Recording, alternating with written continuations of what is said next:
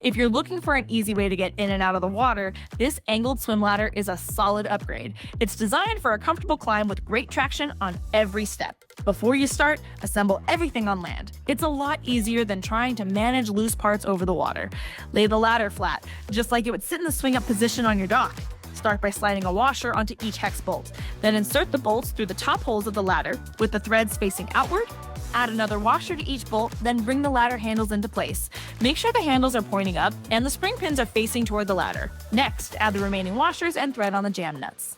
Tighten them down, but don't over-tighten. The ladder needs to swing freely. Now, place the ladder on the edge of your dock in the swing-up position. Mark the outer 2 holes on the sides and the top 2 holes on the deck. Move the ladder aside and drill 3/8-inch holes at your marks. Once your holes are drilled, it's time to secure the ladder. You'll use 4 bolts total.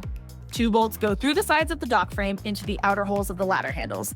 The other 2 go down through the deck and into backer plates underneath for added strength. To use the ladder, just pull out the spring pins and slightly offset the handles. This allows the ladder to swing up and down smoothly. And that's it!